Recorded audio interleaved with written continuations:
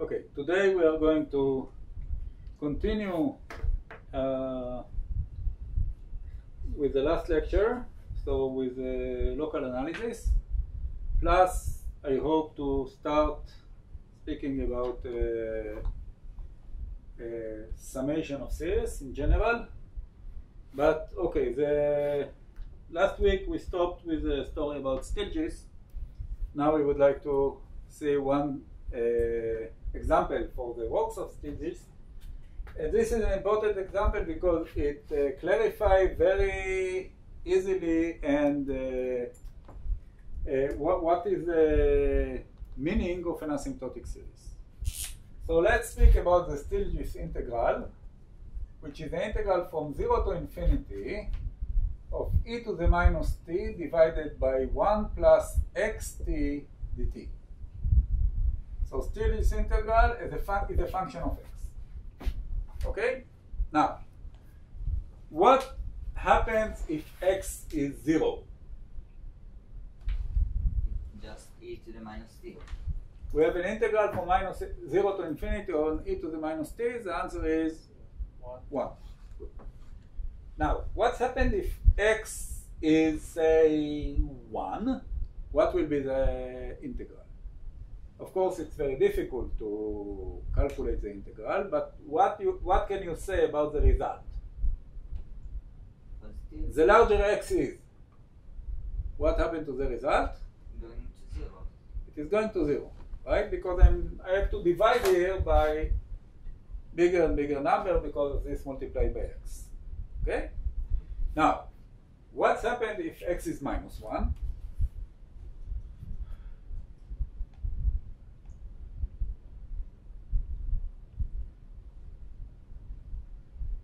Function and integral has a singular point. Great, So which it implies that the equals- integral diverges. Yes. You see?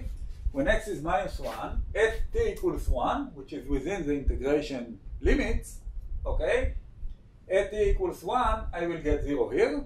The integral diverges like 1 over the distance from 1, and therefore the result will diverge. You see the point? Okay? So Stieltjes integral is converging for x positive, but is diverging for x negative. Okay? For x non-negative. For x negative. X no, it converges for x non-negative. It converges also in 0. Yes, okay. Converges for x non-negative and diverges when x is negative. Good. And for that reason, it implies that the Stieltjes integral changes its behavior in an abrupt manner at x equals 0. And because of that, this behavior suggests that if we will expand it in a series, the series will not converge. Because you know the Taylor series converge on a circle, right? Whose radius is determined by the distance to the next. So if this is, you see, this is real x, and this is image x, and here is the first singular point, then Taylor series will converge in this circle. Right? The radius is determined by the distance to the next singular point. So if the singular point is here, we are lost. And this is typical to all the physical perturbation theories. Because, for example, if you are doing some serious expansion to a problem that has to do with electromagnetism, right? Quantum electrodynamics, then your small parameter is proportional to q squared, right? To the charge of the electron squared. Now, if your q squared is negative, it's completely different theory, because then the electrons are attracting each other and they will all collapse, right? So you expect that if your small parameter is q squared, your theory will not yield a converging series, because 0 is a singular point. I mean, that's the essence of when they published the theory of quantum electrodynamics, which is until now the most successful physical theory. It happens in 1948-49, so it was Feynman, Schwinger, and Tomonaga did it independently, and a few months later, Freeman Dyson published a very short paper in PhysRev with this claim. So saying that what they are doing is actually perturbation theory, and although they have calculated the first and the second term and maybe the third term, the series by its, as a whole should diverge because it has a singular point at zero. So how do we write this as a power series? We can say that x1 plus xt is of course the sum from n equals 0 to infinity of xt to the power of n times 1 minus 1 to the power of n. Okay? Expanded as a small parameter, which implies that this is equal to sum from n equals 0 to infinity. Of course, I exchange the order of summation and integration, right? Of minus 1 to the power of n times x to the power of n, integral from 0 to infinity of t to the power of n e to the minus t dt. What is this integral? Gamma function. Gamma function of what? N plus 1. Of n plus 1, which is N factorial. n factorial. So the series expansion, not Taylor, the series expansion of the Stieltjes integral is a sum from 0 to infinity of minus 1 to the power of n, x to the power of n times n factorial. And clearly, when n goes to infinity, the n factorial will win against any x, which implies that this is an asymptotic series. There is no way to interpret it as a series. It should be only an asymptotic series. Okay? Do you agree? Can you repeat? What? Can you repeat your claim? I mean, what's happened here? So, okay. The smaller x is.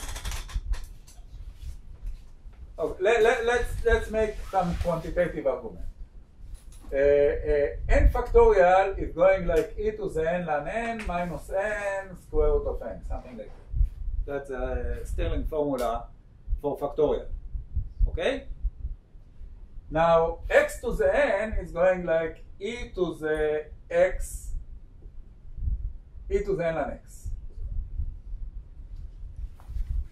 When x goes to 0, ln x is, if x is larger than 1, then these are increasing function of x, of n, right? This is n, and now I'm writing here the nth term. Okay, let's write it. X to the n factorial absolute value. So I mean, I don't think that's absolute value.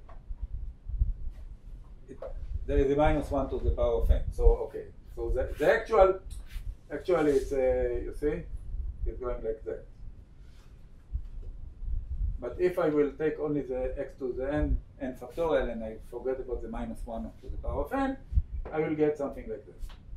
This is for x larger than 1. Okay? So it starts diverging. I cannot implement the technique of optimal truncation that I showed you last time because there is no optimal truncation except of taking the first point, right? Because there is no minimum. Yes. However, if x is much smaller than 1, the closer I am getting to the limit, you see, this is an asymptotic series at x goes to 0, right? So the closer I am to the limit, to the point for which the series is asymptotic to, then at the beginning the x to the n will give me an exponential decrease, which is that, and then after a while it will start to increase. And if I'm even closer to 0, will be like that, and so on. The closer I am to 0, more terms I can take in the asymptotic series. Okay? Now, quantitatively, sorry, so when this starts growing instead of going down as n increases, so the leading term will be e to the n times ln n minus ln x absolute value when x goes to 0, because ln x is negative, right? And or ln 1 over x, you see? So ln 1 over x, right? As x goes to 0. So this is e to the n ln n over x, nx, and when this term, so you have to check when it starts growing, right? But in principle, this is what's going on. Okay, good. So you mean that this integral anyway diverges for positive x? The question is, okay, the question is, where is the minimum of this function? Right? And when n ln n minus say n ln 1 over x has a minimum, so I have ln n minus ln 1 over x minus plus 1 is 0. Right? I took the derivative of that.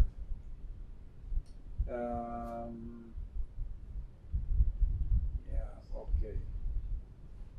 But I didn't take this n into account. Give me another 1. Okay, whatever. You can calculate where the minimum is. It's not so important for what we are doing. Okay, so this was a Stiglitz integral as an example of an asymptotic series. Simple, very simple example, completely analytic. We don't have to work hard to calculate the nth term. Very generic, and it gave us the and it gave it and also yes. Okay, fine. Next. So okay, now you may ask yourself what I'm doing when x is larger than 1, when I don't have the optimal trication. Still, we can calculate. There are ways to do things, but we will reach them either next lecture or the one after. But okay, but I want you to appreciate the point that all the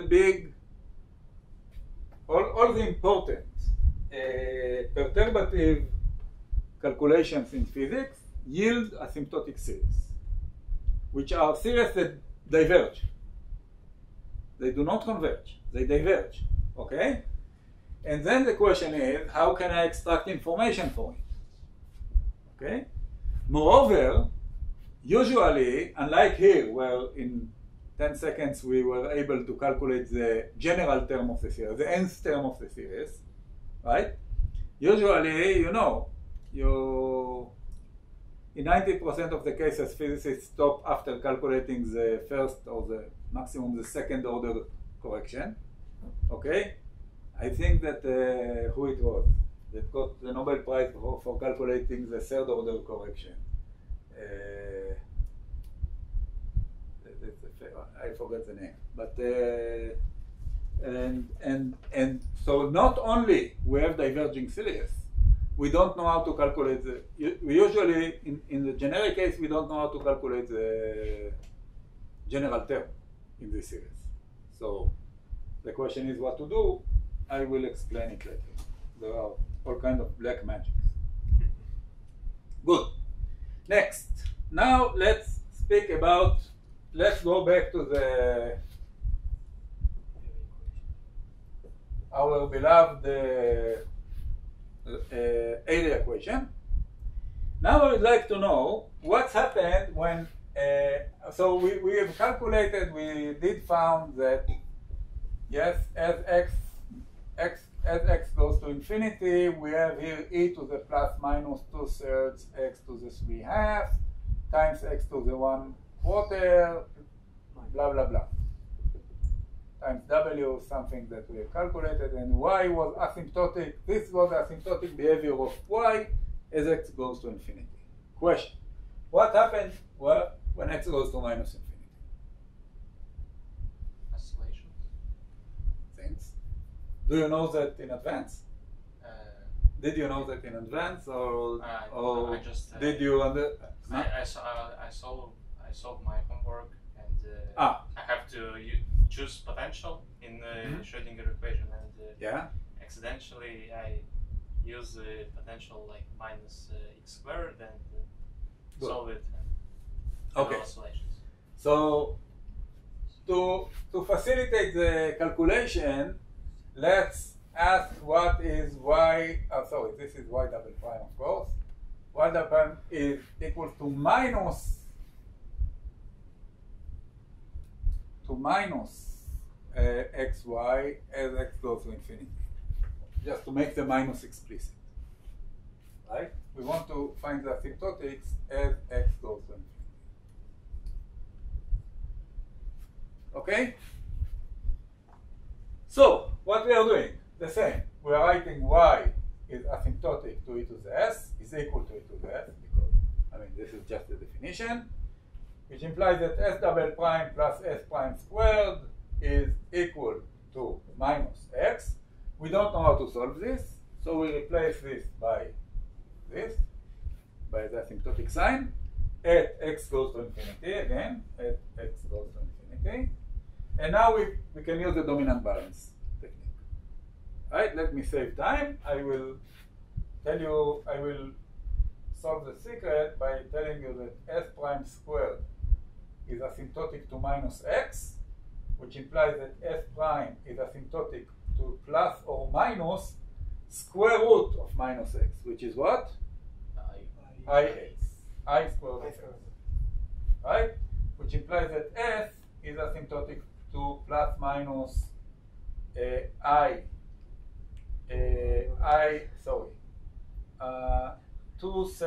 I x to the 3/2, and s double prime is asymptotic to I plus minus I over 2 square root of x. Okay, and now you can convince yourself that as x goes to infinity, s prime squared is going like x, and s double prime is going like 1 over square root of x, so it is negligible indeed, right? So what I did is consistent, right? Because as x goes to infinity, s double prime is negligible with respect to s prime squared. Okay? And we can continue. Of course, we can now write s prime squared is minus, s prime is plus minus ix plus d prime, and this is plus d, and this is plus d double prime, same way we did last week. And when we plug it in back, we will get that s double prime, which is plus minus I over 2 square root of x, plus d double prime, plus s prime squared. S prime squared is minus x, because plus minus I squared are minus. And now we have plus, okay, let's write it as plus minus I square root of x plus d prime squared equals x, right? Asymptotic to x. Okay? And now, of course, this must be negligible with respect to that. And here I will get minus x. So I will get minus x plus minus 2I square root of x times d prime, plus something that d prime squared, which is negligible. Now the x cancels with that, So what we obtain is that plus minus I over 2 square root of x is asymptotic to minus plus 2I square root of x d prime. And what's important is that the I cancels out, so d prime is asymptotic to 1 over 4x with a minus sign, so d is minus 1/4 ln x.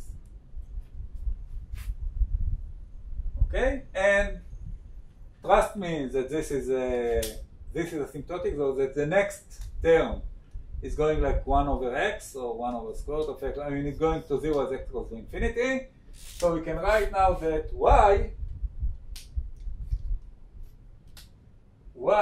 is indeed asymptotic to minus 1/4, to x to the minus 1/4, y is e to the s, right? So it's x to the minus 1/4 times e to the plus minus I, 2I over 3, x to the 3/2.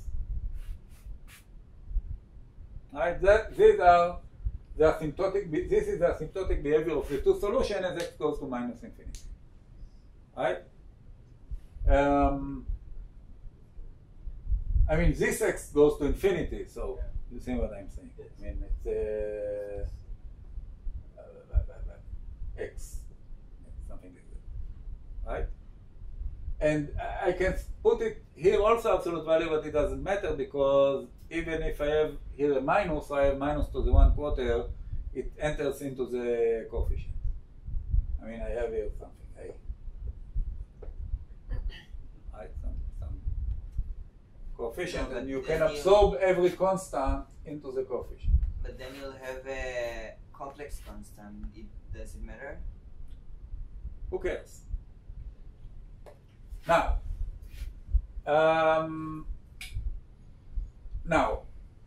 people are usually interested in real solution of the area equation, right?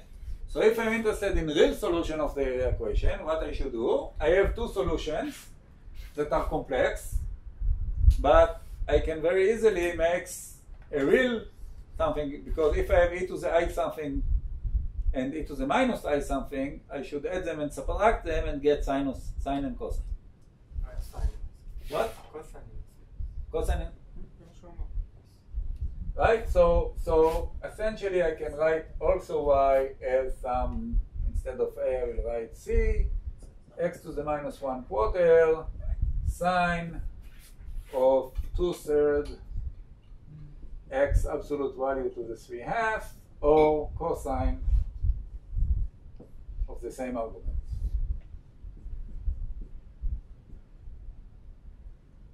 Right? Plus a constant, if you like.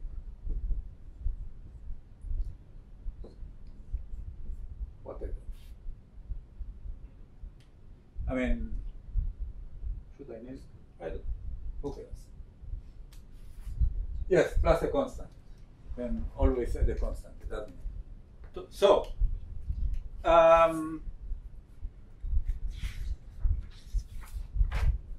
what else I want to say? That in fact, if we use the real Airy and Beire functions, so what's the difference between what we are doing in the Airy and Beire functions that are in the tables or in Mathematica or and so on? The difference is to define what the constants are, because here I did it without defining the constants. So the actual Airy and Beire functions are defined as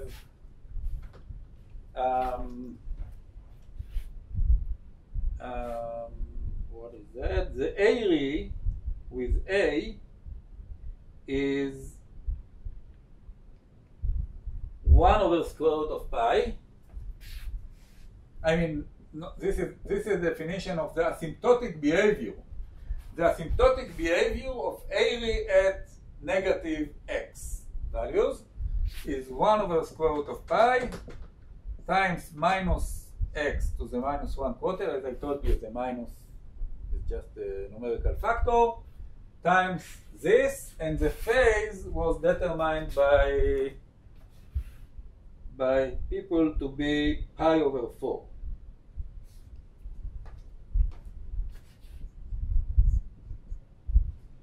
And the Bailey is asymptotic to 1 over the square root of 2 pi minus x to the minus 1/4 times cosine, and here I have again pi over 4. Okay. So these are the behaviors of the area and Bailey. Of course, we cannot retrieve the constants because, we can only find out what are the possible asymptotic behaviors, and the constants are a matter of definition. You have two independent solutions. It's a homogeneous linear equation, so every linear combination of the solution is also a solution, and one have to define something and to decide about normalization and what will be the constant. So, this is what people have decided. There is just one stupid problem, that in fact this asymptotic relationship cannot be put here, since there is no way to satisfy the, you remember what we define as asymptotic when I'm saying that f is asymptotic to g at x goes to minus infinity, say. What does it mean? The limit of it means that the limit is equal to 1. When x goes to minus infinity of f over g is 1. It's going to 1. Oh, the limit is 1. I don't have to. The limit is 1. Unfortunately, if f is the Airy function, right? So what I'm saying here is that the Airy function, when x is, yes, the Airy function is going like that. It is going to 0, then it goes like here, and it start doing something like that. Okay? Where the amplitude of oscillation is going down because of the x to the minus quarter factor. Okay? Now, the problem is that how this function looks like. It almost Airy, but not exactly the same. Right? So this function, the asymptotic approximation is something like that. Right? So we'll have points of finite number over 0? The problem is, maybe this is what you are saying now, that there are points in which one of the function is 0 and the other one is not 0. And in these points, we cannot satisfy that, because nothing is asymptotic to 0. You see the problem, right? But it's not it's an idiotic problem of the definition. It's not, we understand what is going on. The red line is a good approximation to the black line, and it's becoming better and better approximation the more the more a larger negative x is, right? That's true. How to, so, but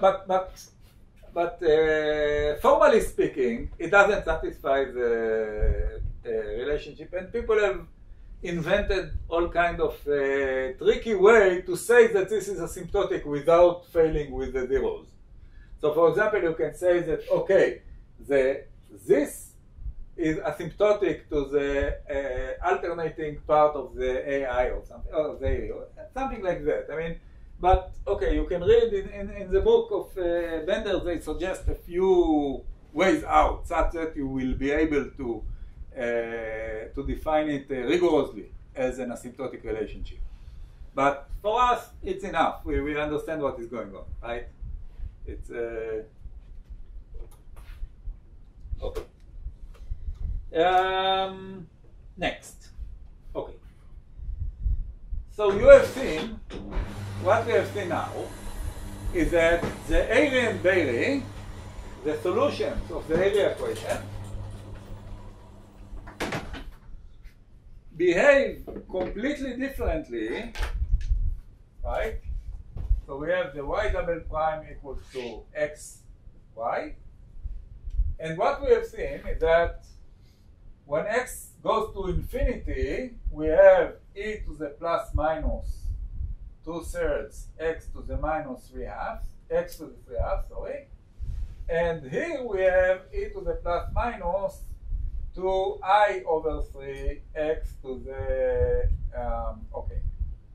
2i over 3 x minus x to the 3i, which is completely different behavior. So in this side, we have one solution that diverges and one solution that converges very rapidly. Okay? And in this side, both solutions are oscillating with smaller and smaller oscillations, but this and this are completely different behaviors. You agree? Yeah. Okay? So where is, how do I know? Now let's suppose that I am asking you, right? Now let's think about the complex x plane, right? This is real x, and this is the imaginary part of x. And I would like to go to infinity this way. What I should expect? Would it oscillate, or would it diverge, converge? You see my question? You want to go to infinity in a direction that is both complex and yes. real? Yes, along some line in the complex plane. What's the problems? There is no infinity in complex plane. Why not? Of course there is infinity in the complex. Ah. There is no distinction between plus and minus infinity in the complex plane. Complex plane, you should think about it as a sphere, and infinity is a single point. Right? Okay, that's, fine. So, to understand what is going on here, it's very simple, but, once smart people have discovered what is going on, it's very simple to explain. Let's think about the fantastic function sinh of x. So sinh of x by definition is e to the x minus e to the minus x over 2. You're familiar with this function. Okay. Question. What is its asymptotic behavior as x goes to infinity? E to the x over 2. Very simple, right? Clearly, as x goes to infinity, the asymptotic behavior is e to the x over 2, because e to the minus x is 0. What is the asymptotic behavior at x goes to minus infinity? E to the minus x over 2. With a minus. So, completely different term. So, when x goes to infinity, I can neglect this term. When x goes to minus infinity, I can neglect this term. Question. Now in the complex x plane, where it is in this complex x term plane, where I can neglect when I'm going with x to larger and larger values, where I can neglect the first term and where I can neglect the second term. Depending on the real value of x. If the real value of x is positive or the real value of x is negative. Good, good. You see? So if x is if I'm writing x as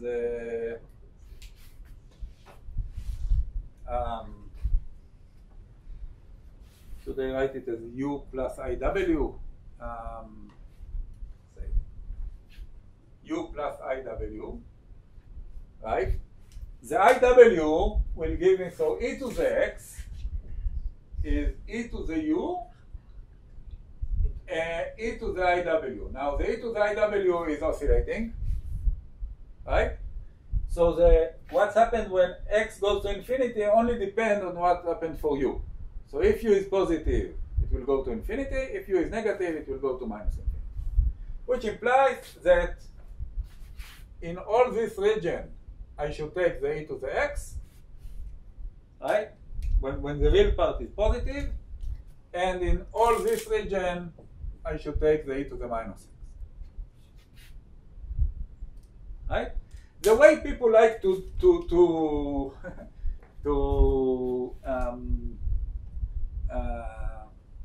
depict it in a figure is to plot something like that, some edge like that.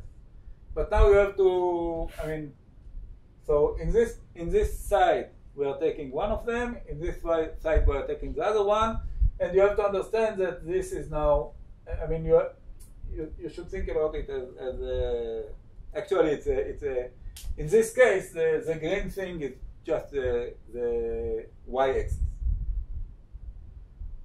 x equals 0 line. Okay. Now what's happened when x equals exactly 0? When the real part of x is 0, right? Then we have only the e to the iw minus e to the minus iw over 2, right? Which is cosine and sine, which is actually sine w. And because it's sine w, it's another behavior, right? So if I'm going to infinity along this line, right? This now it oscillates. It didn't go to infinity. So here I have one term that goes to infinity. Here I have another term that goes to infinity. And on this line I have oscillations to infinity, which is, and the line of oscillation to infinity, where I have no asymptotic behavior, so to speak, separate between the two regimes of this function. Okay? Now, let us now think about the area, right? We did find that in the area I have e to the 2I over 3, x to the 3 halves. E to the 2 over 3, x to the 3 halves. This is when x is positive. When x is negative, I'm taking the 2I over 3. Where is the... Now in the complex plane, now I have, this is real x, and this is image x, where I am going from one behavior to the other.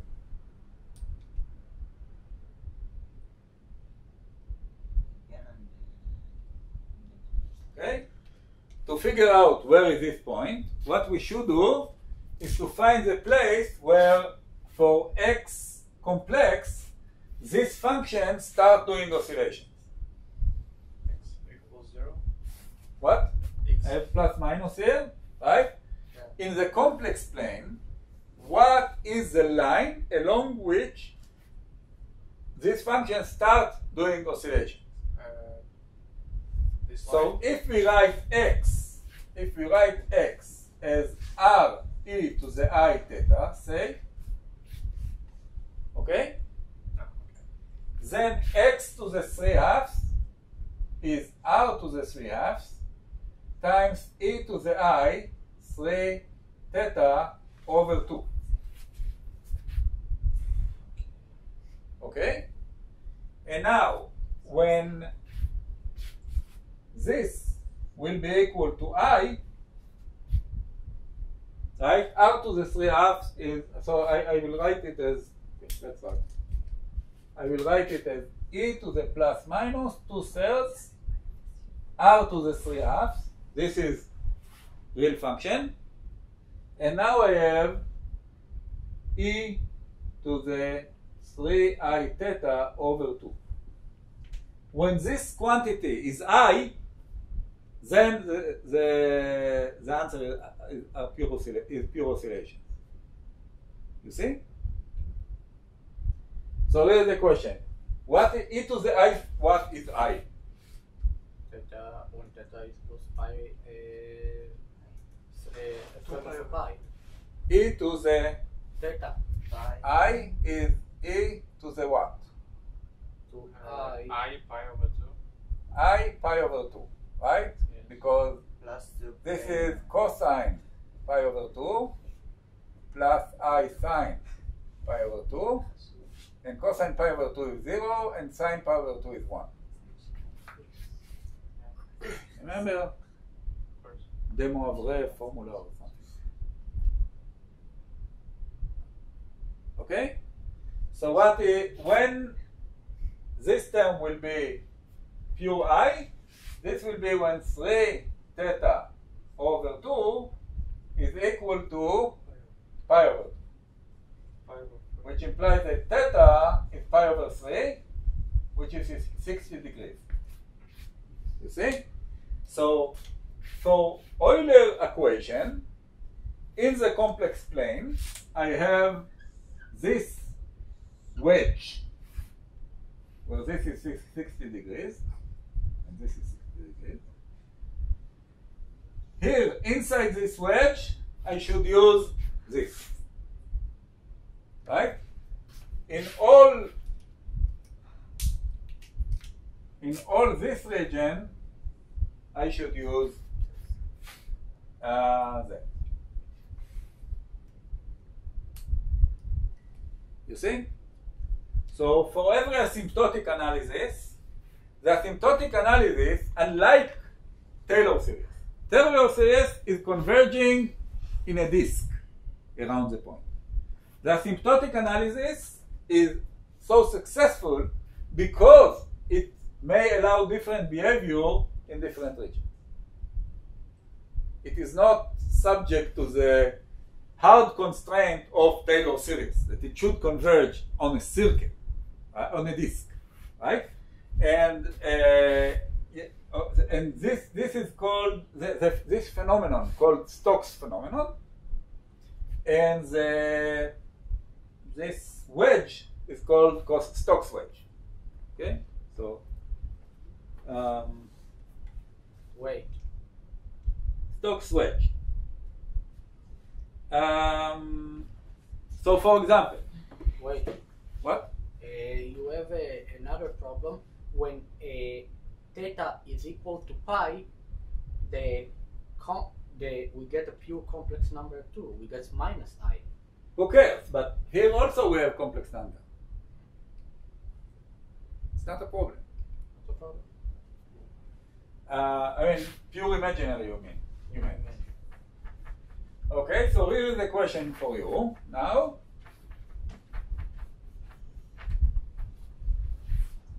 I have something that goes like e to the minus 1 over square root of x as x goes to 0. What is the Stokes wedge?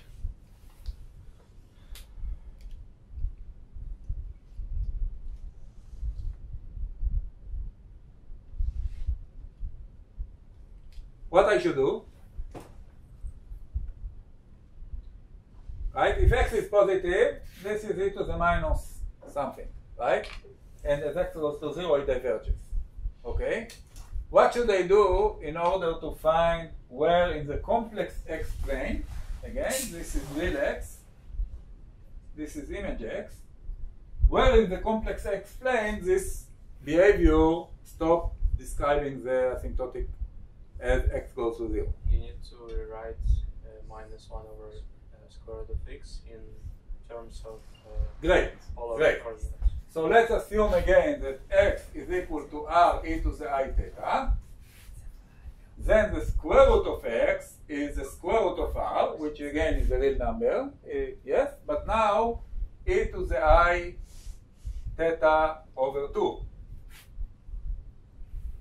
Okay? So 1 over square root of x is 1 over square root of r times e to the minus I theta over 2. Okay? And the question is, at what point this becomes a pure I? Minus pi. Right? I need the argument theta over 2 to be pi over 2, which implies that theta is minus I. Minus pi. So, minus pi. So where is the Stokes wedge? on the real x. Exactly. So now this implies that this solution is good everywhere here except on the negative real line. But what about theta equal to pi? It's minus I. It's still no. This is what we did. Theta equals to minus pi. Minus pi and pi are the same point in the complex plane. Ah. You're just going in different directions to the same place. This is called, technically, we are saying that this solution is valid on the cut plane. Cut plane means everything against except the negative axis of the y, the negative part of the real axis. Okay? So this is, as I said, Stokes phenomenon. And, okay, I would like to, yes. Question before. You got one answer, which is theta equals minus pi. So you draw the line, but in the previous case, you got theta equals 60 degrees. Yeah. And you plotted two lines. Yeah, of course. So where is the second line? The wedge here is that, but at the limit where the angle here is 0.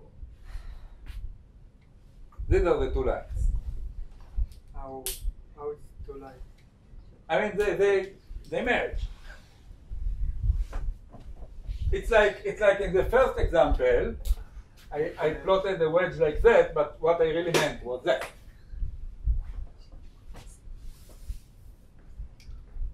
Now, wait, from where you put the theta? You put the theta along the theta equals 0 is the real x. The real x, yes. Yes. So minus pi should be. If you want, you can say that theta is between minus pi and pi. Okay. But between minus pi and pi is only this, the negative real axis. Okay. No, I get that. So that's a cut plane.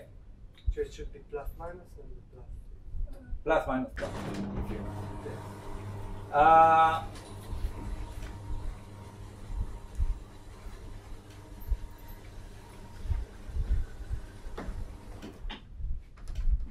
So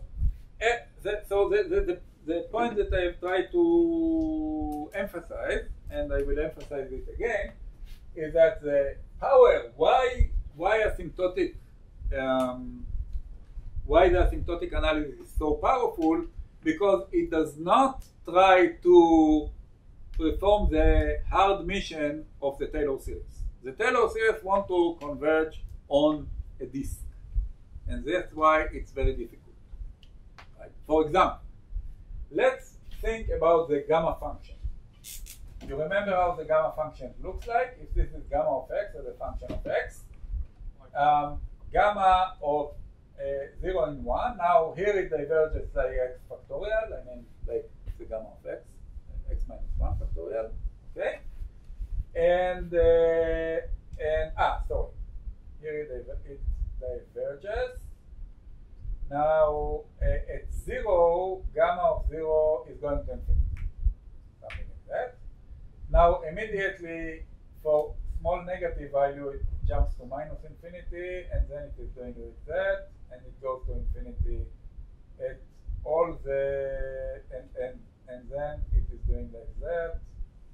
It is doing like that. It diverges on all the negative integers. 0, and all the negative integers.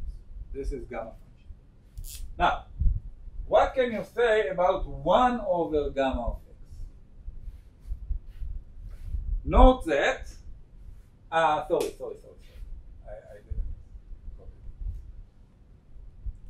I didn't plot it in okay. It is doing something like that.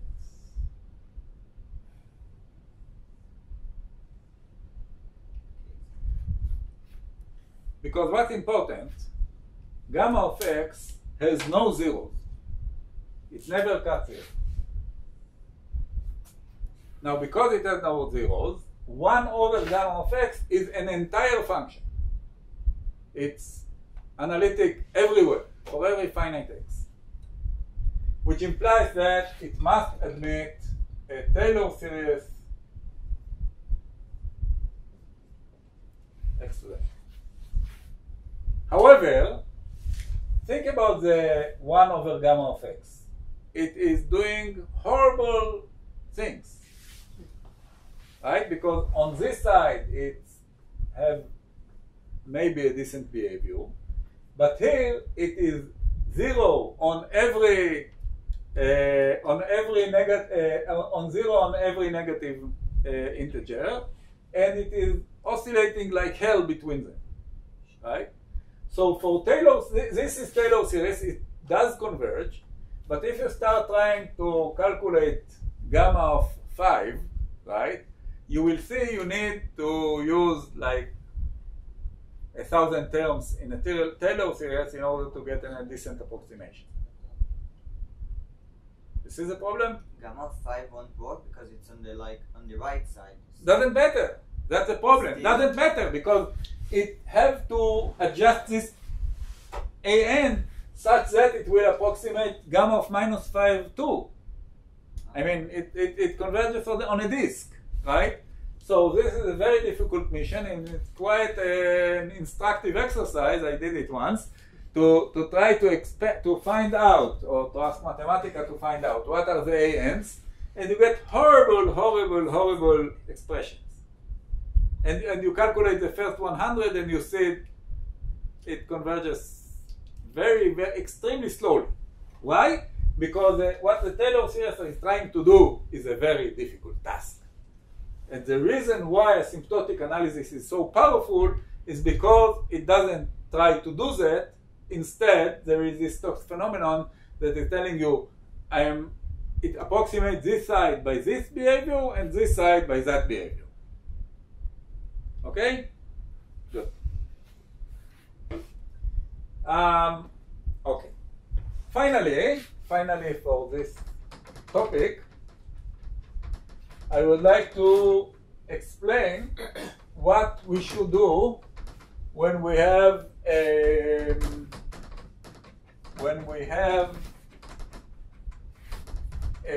inhomogeneous equation.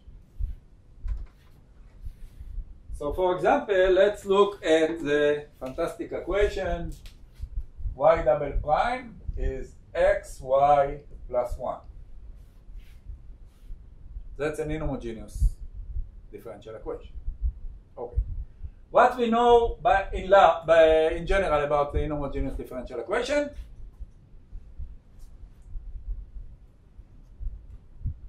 What is the general solution of an inhomogeneous differential equation? The homogeneous plus particular. Exactly. So the general solution is alpha times the Rayleigh plus beta times the Bailey plus some particular solution y tilde of x.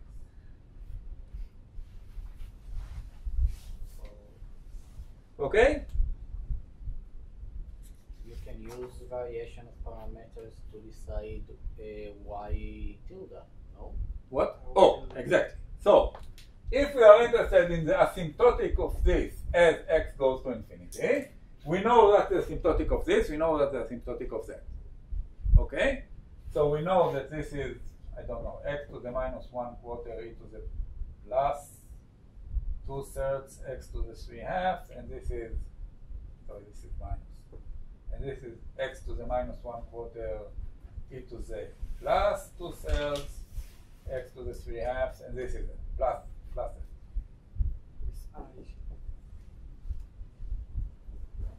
Which is a particular solution. Good? Now there are two ways to continue. One of them is to use the variation of parameters. Right? You know that if we know the two solutions, we can figure out, and we know what is the inhomogeneous term, right? We can figure out the solution for the general case using the variation of parameter.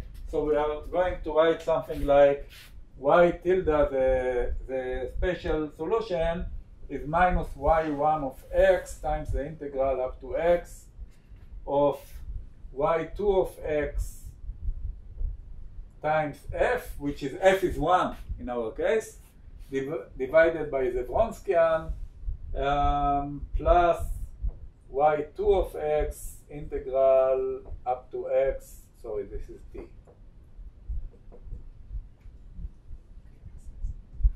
I mean, just to have different names to the integration variable.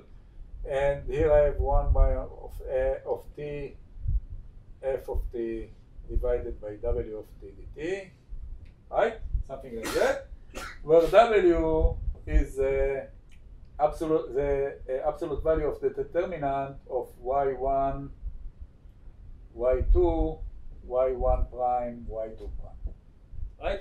So if we know the two solutions, we can plug it here and calculate the special solution. What's the problem with that? How do you integrate it? What? How do you integrate it?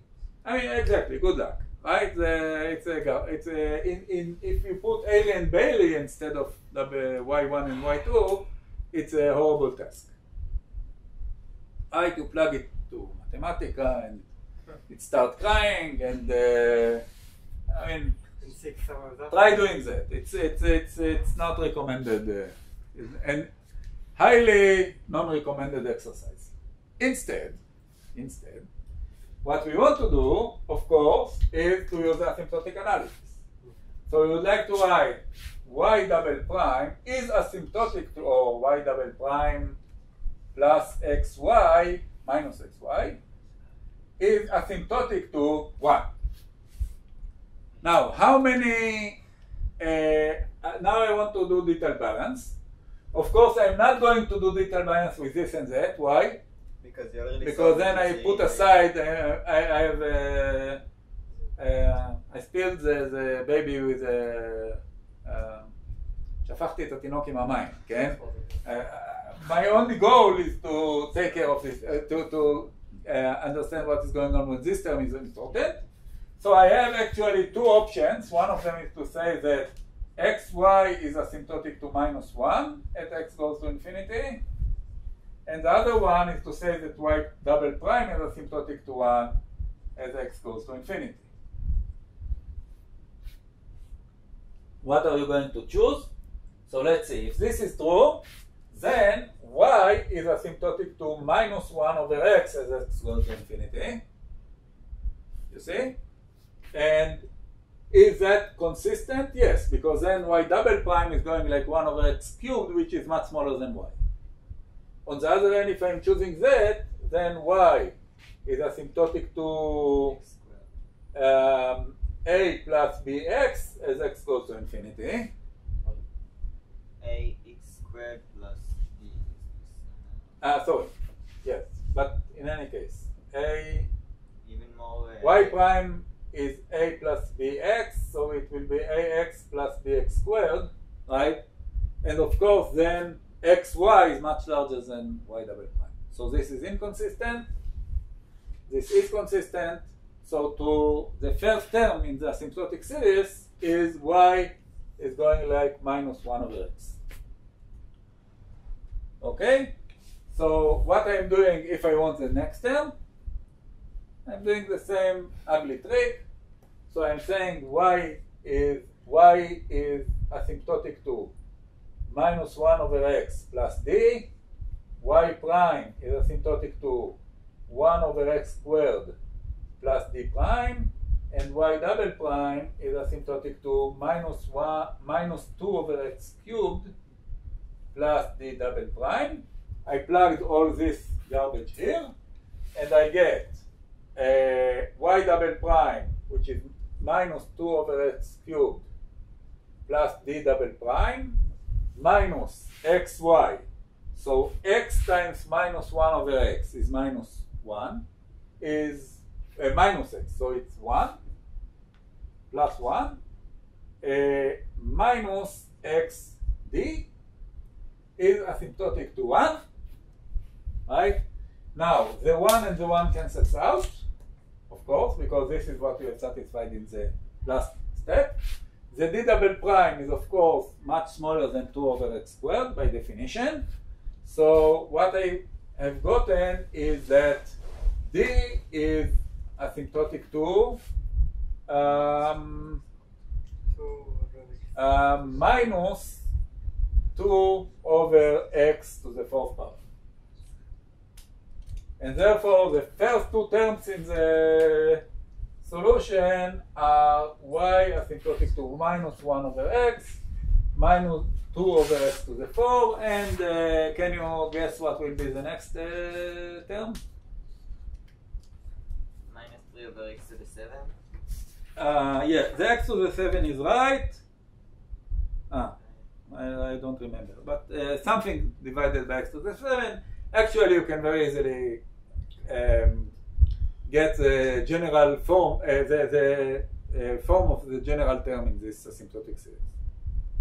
Okay? Now, so at the end of the day, I have three solutions, right? One of them is going like e to the minus 2/3 over x to the 3/2. As x goes to infinity, this is very, very large or small? Small. This term, what you can say about this term? Very large. Very, very large, right? Now, what about this term? Very small. Very small. Small, not as small as that, because this one is going like e to the minus x to the 3/2. This is just a power law, but this is actually negligible with respect to that. Technical word, subdominant. Right? This solution is subdominant, right? The y tilde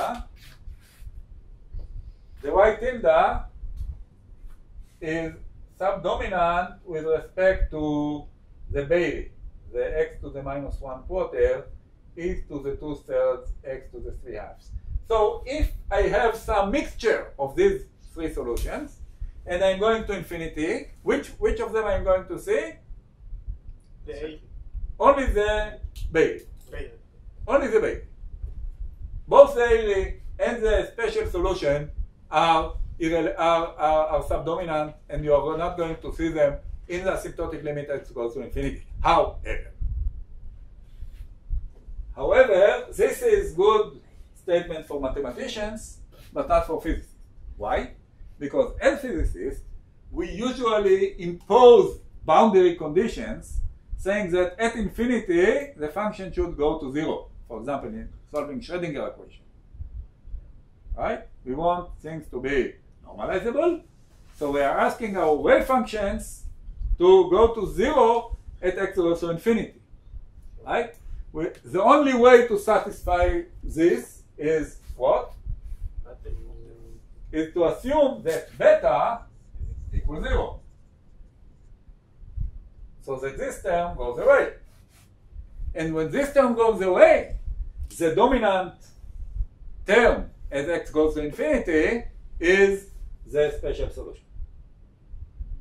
It's not that, not the Airy, but the special solution is what governs the system as x goes to infinity. Moreover, and this is very interesting, you understand that now as x goes to infinity, this will be the solution without any constants. Right? We have alpha and beta. The alpha and beta are the coefficient of the Airy and the Bailey. This one has no coefficient. So, and it's, think how difficult it will be to get it from here. Right? This one has no coefficient, absolutely no coefficient. When x goes to infinity, this will be as x goes to infinity, this will be this will be the dominant term. But it's true only if you take the boundary condition to be 0. Yes. But when, as physicists, you are, in many cases, you ask the solution to be 0 at infinity, and because any reasonable physical quantity is not something that diverges at infinity. And in this case, you're going to find out that this is a dominant term. Will it be true if we take the boundary condition to be some constant at infinity and not specifically 0? No. Okay. This you can see now that you cannot satisfy that. This, maybe you can add fixed number, But these solutions cannot go. It either diverges at infinity or goes to zero at infinity. You have no way to satisfy it with the boundary condition 5 at infinity. Okay, good. So this was okay. I'm a little bit late in time, but not so much. And I want to start speaking about another topic. So this was local analysis, right? We took any function as our example. The reason is because we are using this example many times later.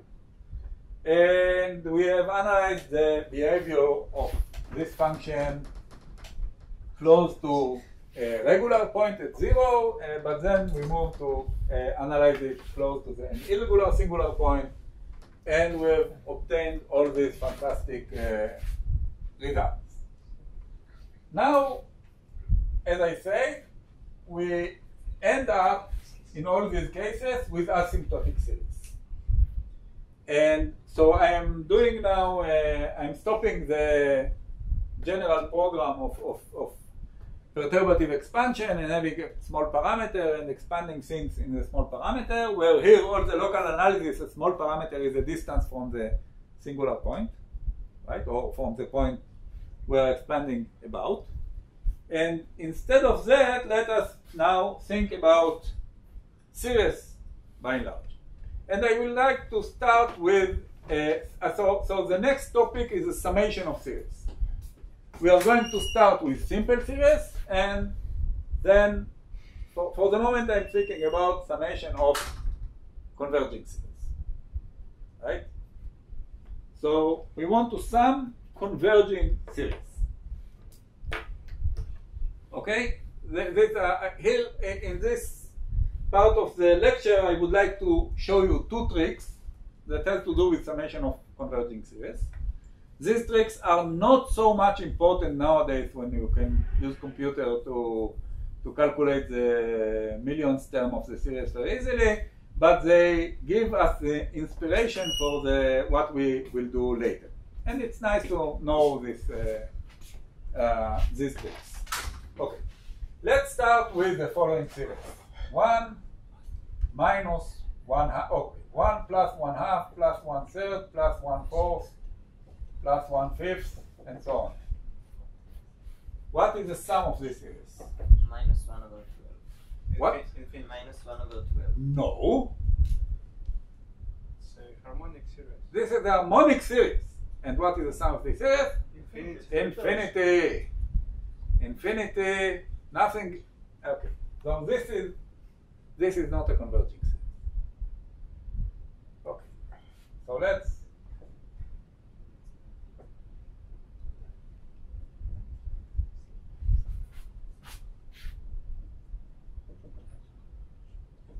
What's the sum of this series? Ln 2. Great. This series is an expansion of ln 2. How much is ln 2?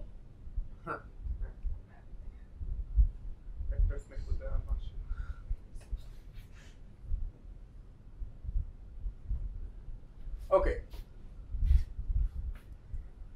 Okay, now, what is S1? Sorry. So now let's define partial sums. S1 is the sum of the series up to the first number. What's the answer? 1. 1. Is that close to 0.693231? Not really. Not really. S2 is what? 0.5. Because it's 1 minus 1 half. What is S3? 8 split 3.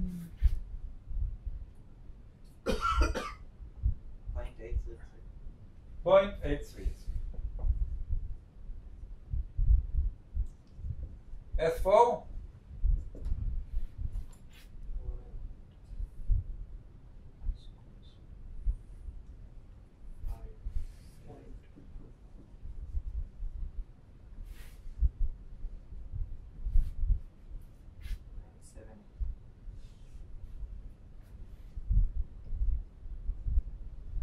S7, it's S6, sorry.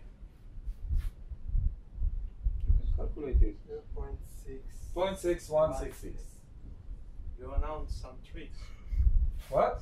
You announce some tricks, not No, this is most. So this is a stupid way of summing a series. Just eating one term at a time.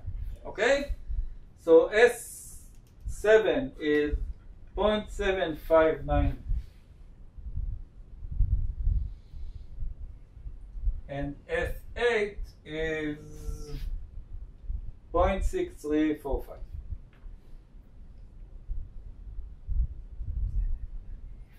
Say it another way. You see that we are converging to the 6, 9, but quite slowly. Quite slowly. Okay? Suppose you are getting such a series, but not from this given series, but you have to work like one day to get the first order approximation, 3 days. Second order approximation, you hire a master student and who is working for 2 years for the third order approximation, and a team of Russian physicists in Siberia to calculate the fourth order approximation, and that's it, right? So it's very difficult. And you have to calculate many, many terms in order to reach the correct result. You see the problem? Good. So now what can one do? Another thing that I want to emphasize. Now, if this is the right answer, let's call it L. If this is the limit of the series, which is ln 2, right? What can you say about the behavior of the series? You see that S1 was 1, so it was an overestimate. Let's put it here, right? S1. Where is S2? Below. Here. Where is S3? Below? 0.5. S2 is 0.5. Okay? S3 is above. 0.833. Right? S4? Below. S5 above. S6 below. And you see what is going on. You have overestimate, underestimate, overestimate, underestimate, and they are converging like that. So take the average. What? No. So now we will have to consult Mr. Shanks. And Mr. Shanks says the following idea. Let us make a model of the series. Let us assume that Sn is equal to L plus B times what? B, sorry. L plus A, B to the power of n, where B is negative. B is negative and smaller than 1. You see? So this will give us this tac behavior. You see? And will converge as that goes to infinity to, okay? So B is smaller than 1 and B is, B absolute value is smaller than 1 and B is negative. These two conditions will generate something like that. Good. If this is the case, then the idea of Mr. Shanks was to write, now if this is Sn, what will be Sn plus 1? L plus A times B to the power of n plus 1. And what will be S of n minus 1? L plus A. L plus A times b to the power of n minus 1. Okay? Now we can write what do I want to do? What is Sn minus L? Sn minus L is what? Is a b to the power of n, you see? Divided by Sn plus minus 1 minus L. What is it? Sn minus L is a to the b to the power of n, divided by a b to the power of n minus 1. So what I've gotten? B. Only b. Yes. Now let's think about Sn plus 1 minus L divided by Sn minus L. What this will give us? Also b. So this is equal to z. You see? Yeah. Now this implies that Sn minus L squared is equal to Sn plus 1 minus L times Sn minus 1 minus L. Now what I'm interested in? L. Now, so I have Sn squared minus 2SnL plus L squared is equal to Sn plus 1, Sn minus 1, minus L, Sn plus 1 plus Sn minus 1, minus plus, L squared. You see, I just open the parentheses, and miraculously, the L squared term vanishes, disappears. So now I have a first order equation that I have to solve for L. You see? What will be the answer?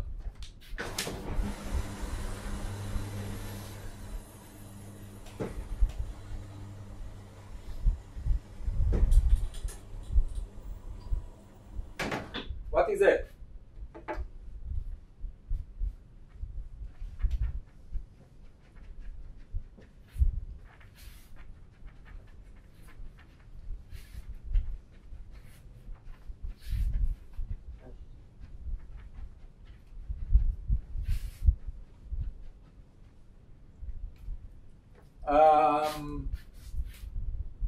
L will be I have Sn squared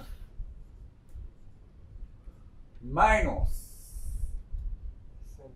Sn plus 1 Sn minus 1 divided by 2Sn minus Sn plus 1 minus Sn plus 1 minus Sn minus 1. Right? Good. Okay. Any of you have a calculator?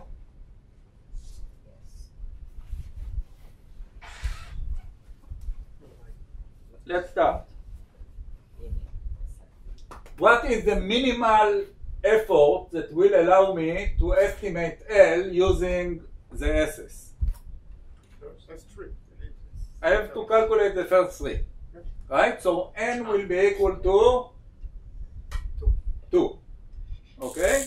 So we want S2, which is 1/2, minus S1, S3, 1/2 squared, sorry, 1/4, minus S1, S3, which are 0.833,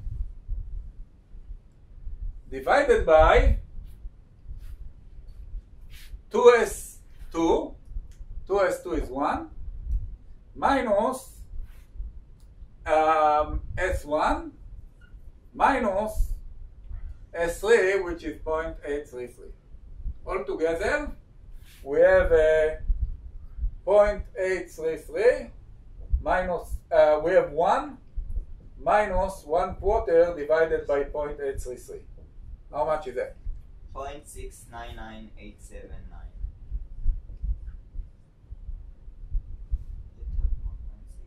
See how close we are to the right result. But how can you assume that the series decays algebraically, not exponentially or 1/ln? You can. You hope. This is why you don't get the exact Right? result. This is fantastic. You see? Sure. Instead of, I mean, here we have to, in the 8th term, we have still 5% error. No. Almost 8% error. And here we have only a few thousandths of a difference, right? So can you calculate for me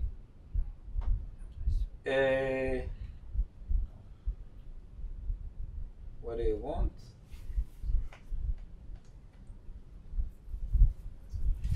What will be, so this is what? This is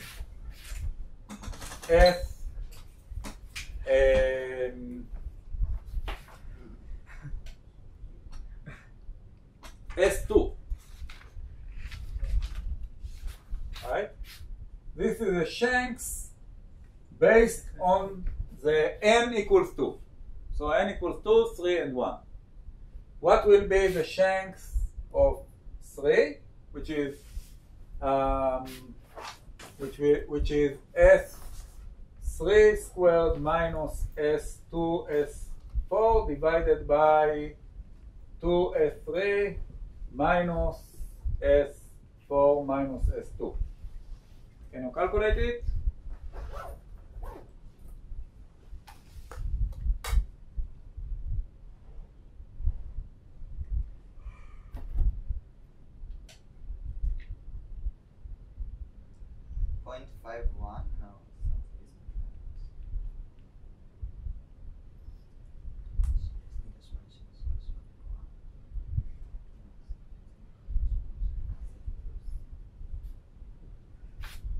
Okay, there is something written in my notes.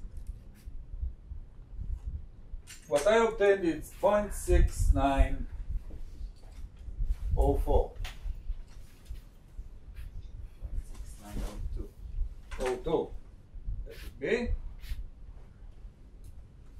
And what is S4? S4 is 0.694.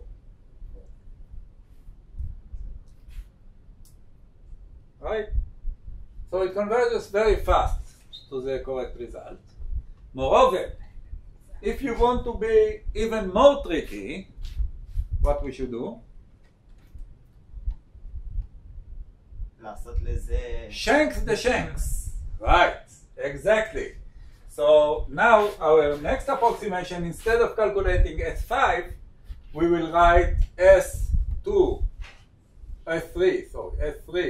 squared minus S2 S4 divided by 2S3 minus S2 minus S4, and this yields, I think I've calculated that,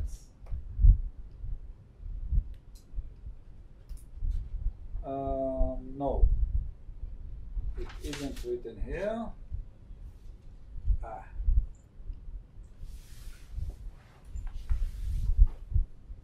In any case, this has a fantastic accuracy. In any case, right? So we can continue by Shanksing the Shanks and so on, and calculate it very fast. It's a very good way to approximate to calculate converging series. However, we did assume something here. We assume that the series is doing like that. You see, it is oscillating around the correct result. There are other series, like the series. Yes. 0.6931. Point what? 69312. 0.6931. So okay.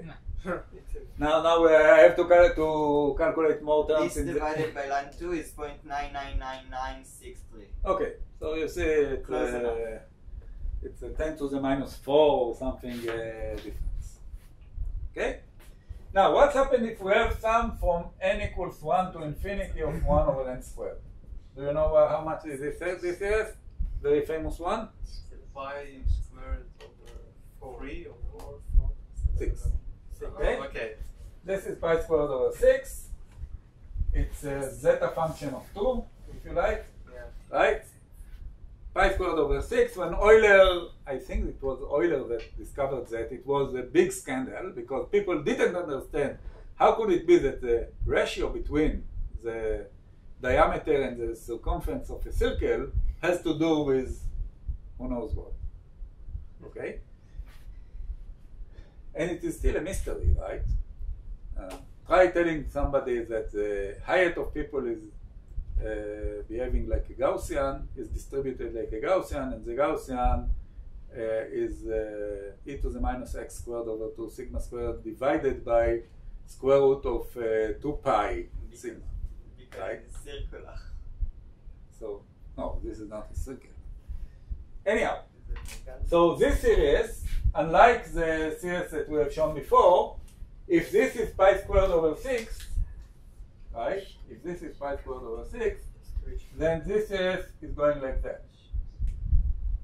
It does not oscillate, we just add term by term by term by term. Okay? So the question is, what we should do with such a series?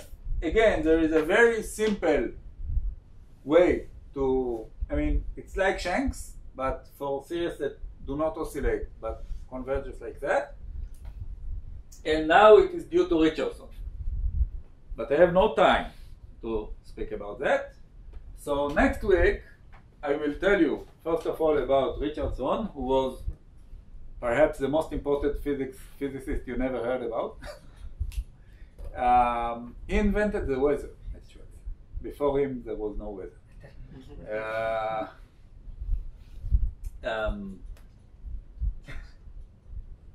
Actually, I mean, he did so many things, but also devised this trick of summing series. While, okay, I will keep the even the story. ספק מתמטיקאי. מה? מה זה? ספק פיזיקאי, ספק מתמטיקאי. ריצ'רדסון? פיזיקאי גמור. פיזיקאי גמור. כמו הטריק של פיינמן. מה? כמו הטריק של פיינמן, שזה כזה טריק מתמטי, אבל... לא? לא, ריצ'רדסון... שמור לשבוע הבא את הסיפור על איך הוא המציא את זה. ותראה שזה פיזיקה מטורפת. אוקיי. תהנו. Thank you. ואין היום תרגיל, אתם קיבלתם די מכולכם, אני מקווה. המתרגיל חולה להזדמנות אחרת. כן. זה אומר שיהיה תרגיל בית. תרגיל בית, מה זה עושה? הכל מוקלט. הכל מוקלט, כן, כן. הכל מוקלט, הכל לא נראה לי יש לך בית עם ה-38. רגע, אם אין היום תרגיל, אז מי זה תרגיל בית?